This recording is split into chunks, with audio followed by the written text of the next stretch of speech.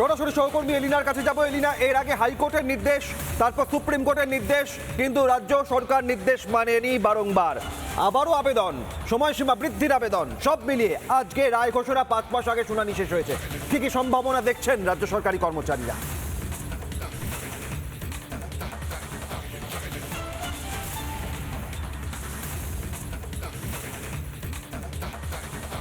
একেবারেই অভিক, আজকে অত্যন্ত গুরুত্বপূর্ণ দিন এই ডিএ আন্দোলনকারীদের কাছে, কারণ এই শহীদ মিনারে 1106 দিন ধরে তারা কিন্তু এই অবস্থান, এই প্রতিবাদ, এই আন্দোলন চালিয়ে গিয়েছেন এবং আজকে সুপ্রিম কোর্টে সেই ডিএ মামলার রায় ঘোষণা এবং সেই দিকেই তাকিয়ে রয়েছেন, দেশের শীর্ষ আদালতের দিকে তাকিয়ে রয়েছেন এই সরকারি কর্মচারীরা, যারা শুধুমাত্র নিজেদের হকের দাবিটুকু করেছেন এবং তার সঙ্গে তাদের একাধিক দাবি ছিল, যে দাবিগুলোকে নিয়ে তারা এতদিন ধরে বসে রয়েছেন। শুধুমাত্র তাই নয়, প্রাপ্য বকেয়া যে মহার্ঘ ভাতা, সেই মহার্ঘ ভাতা তাদের মিটিয়ে দিতে হবে এবং একাধিক দাবি তাদের ছিল এর সঙ্গে।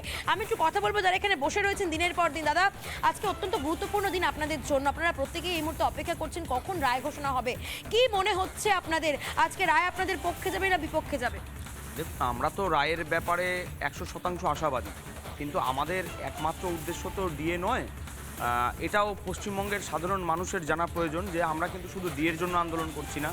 এই ডিএ তো আমাদের অনেক দিন আগেই পাওয়া উচিত ছিল।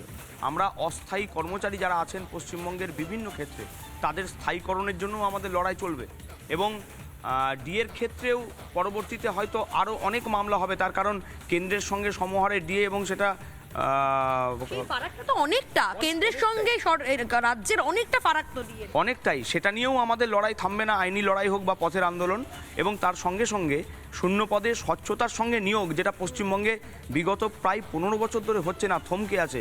আজকে আমাদের ঘরের ছেলেমেয়েরা পরিযায়ী শ্রমিক হয়ে যাচ্ছে উচ্চতর মেধা থাকা সত্ত্বেও। আমরা এই সমস্ত কিছুর বিরুদ্ধেই প্রতিবাদ করছি এবং আমরা চাই পশ্চিমবঙ্গের খুব সাধারণ জনতা জনার্দন তারাও কিন্তু এই প্রতিবাদে সামিল হয়ে যান।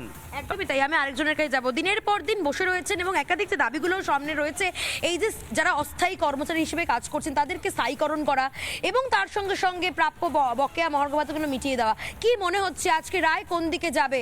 সরকার তো এতদিন ধরে তাদের টনক নড়লো না, এবার সুপ্রিম কোর্ট আজকে রায় ঘোষণা, কি মনে হচ্ছে আপনাদের? আপনারা আশাবাদী? আমরা আশাবাদী, আমাদের পক্ষেই রায় যাবে, এটা আমরা 100% আশাবাদী। যেটা আমার পূর্ববর্তী বক্তায় বললেন যে আমরা শুধুমাত্র ডিএর জন্য এখানে বসে নেই, সঙ্গে আমাদের আরও অনেকগুলো দাবি আছে। আমরা হয়তো ডিএটা রায়টা আমাদের পক্ষে গেলে আমরা আংশিকভাবে খুশি হব, কিন্তু আমাদের সম্পূর্ণ খুশি হতে হবে যেদিন আমাদের সম্পূর্ণ দায়িত্বগুলো আমার দাবিগুলো সম্পূর্ণ আমরা পাবো।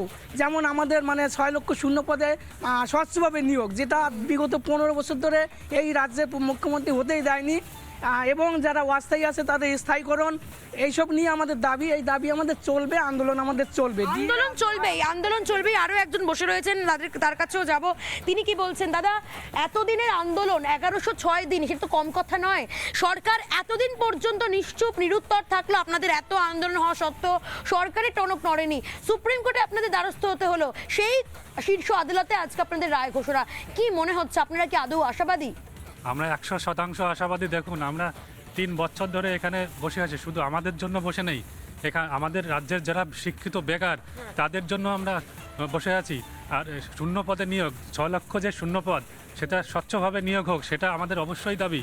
শুধু ডিএর জন্য আমরা নেই। আর সুপ্রিম কোর্টে যে আজকে রায় বেরোবে, অবশ্যই আমরা 100% আশাবাদী। আমাদের বছর অপেক্ষা প্রতীক্ষা, হকের ডিএর দাবিতে আন্দোলন, আজ রায় কি উঠে আসে, নজর থাকবে সেদিকে। ধন্যবাদ এলিনাকে।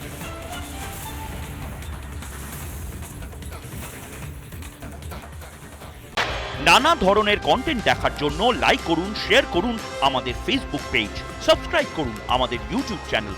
পাশাপাশি অন্যান্য ব্রেকিং নিউজের জন্য অবশ্যই চোখ রাখুন রিপাবলিক বাংলায়।